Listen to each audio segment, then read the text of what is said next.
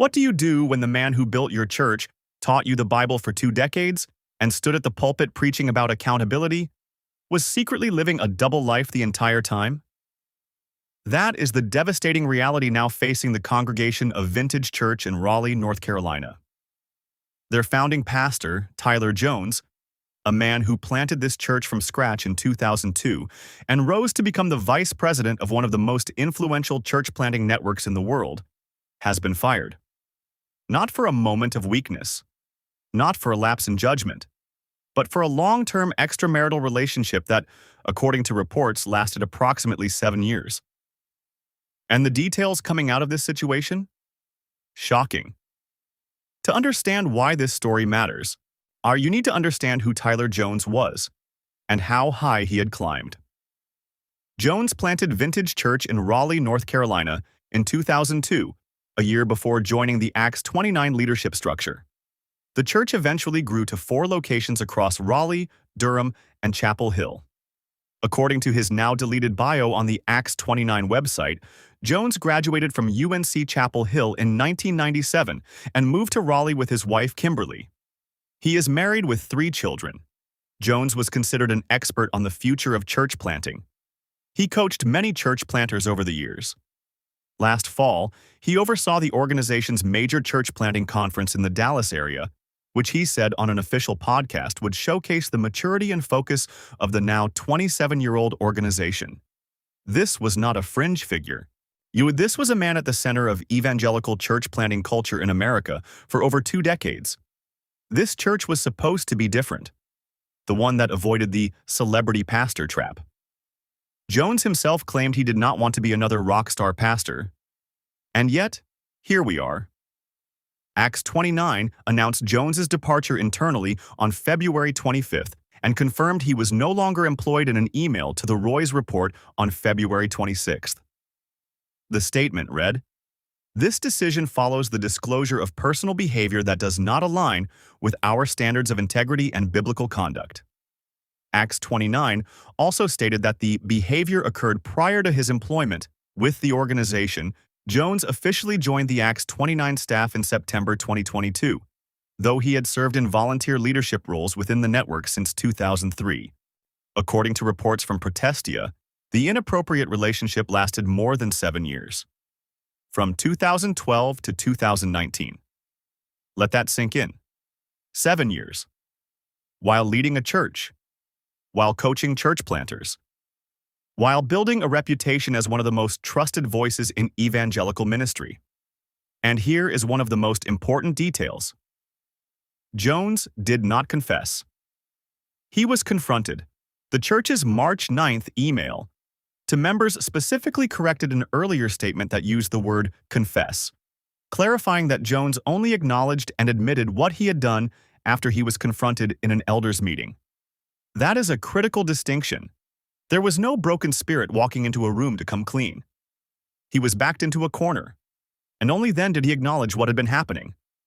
In one of his final sermons, still streamed online just weeks before his removal, Jones stood at the pulpit and spoke about the need for accountability. He asked his congregation, "Who will help keep me honest in my spiritual growth? Who will hold me accountable?" The irony is almost too much to process. Now here is where this story takes an even more disturbing turn. On March 18th, Vintage Church held what they called a downtown members' night. Elders and staff sat on a stage and took questions from the congregation. A portion of this was recorded and posted to the Vintage Church YouTube channel. And the admissions that came out of that night were striking. First, intentional hiddenness. Our elder Andrew Carmen acknowledged that elders had been asking Jones the same kinds of questions the congregation was now asking, and that Jones had deliberately concealed the truth. As Carmen put it, there was intent behind that hiddenness. This was not confusion or oversight. It was calculated concealment. Second, no real accountability existed. Pastor Eric Spivey admitted that the church needs to grow in the area of accountability. He confessed that he had simply assumed Jones was accountable to others because he was part of an Acts 29 pastoral cohort. An assumption, not verification, not a system, just an assumption. Elder Graham Michael acknowledged that Jones had been distancing himself from Vintage Church members, partly because of his expanding role with Acts 29. In other words, the bigger he got externally, the less visible he became internally, and nobody stopped to ask why. Third, a culture of excellence created dangerous blind spots. This one is particularly important. Campus director Kayla Pleasance said leadership's internal culture of excellence was part of the problem. Leaders were discouraged from admitting their struggles. There was a pressure to appear polished and put together at all times. And that pressure, that atmosphere, made it easier for someone like Jones to hide. Since his misconduct came to light, Pleasance says that culture has started to change. Staff are now more willing to be honest about what they're struggling with. Fourth, a hero worship blind spot. Elder Andrew Carmen made one of the most candid admissions of the evening. He said he has been part of Vintage Church for nearly 20 years, since he was 19 years old, and that Jones had been the primary teacher in his life since he was almost a kid. He said, and I'm going to read this carefully because it matters, that his understanding and view of Jones was skewed because of how he saw him. He said, "I can't trust my own judgment. In hindsight, I see this more clearly now, when it comes to someone who's been kind of a hero figure in my own life." He then apologized to the congregation for that blind spot. That is a remarkable and sobering admission. An elder, someone tasked with shepherding and oversight, acknowledging that he was too close to the man he was supposed to hold accountable. The full Council of Elders and leadership team have announced that a third-party investigation will be conducted.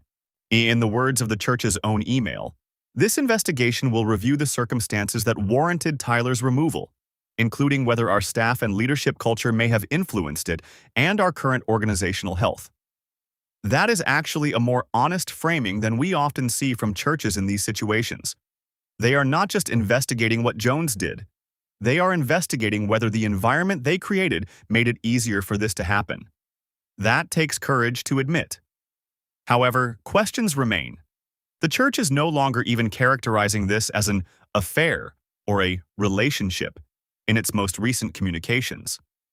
The latest email to members only uses the word situation, with the note that questions continue to surface and new information has come forward. New information. Questions surfacing. A situation.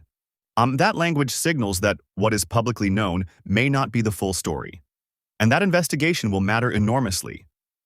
Carmen also acknowledged Vintage Church has retained legal counsel, but was careful to say they are not using lawyers to cover anything up. They are being used to help the church navigate a path forward responsibly. Time will tell. Let me step back and offer some broader perspective. The Tyler Jones situation is not unique, but several things make it particularly instructive. 1. The duration. A 7-year relationship is not a fall. It is a sustained, deliberate pattern of deception, maintained while actively leading a church, mentoring pastors, and standing before congregations week after week. 2. The platform. Acts 29 has long struggled with questions about whether it values results and charisma over character. The organization has faced criticism in the past for not placing a high enough priority on personal character. Tyler Jones being a VP while this was happening will reignite those questions sharply. 3. The accountability gap.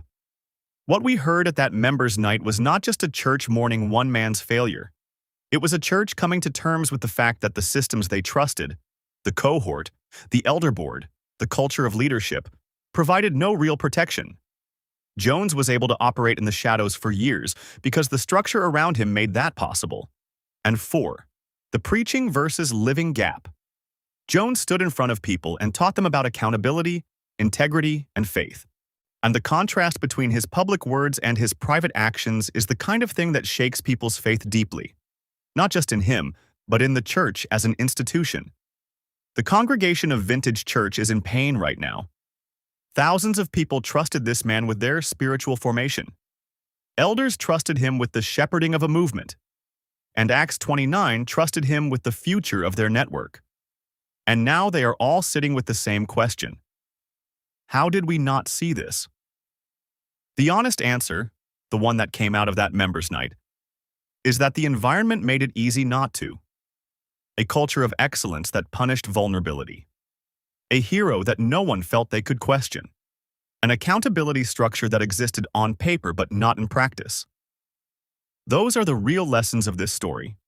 Not just about Tyler Jones, but about every church that mistakes professionalism for godliness and titles for accountability.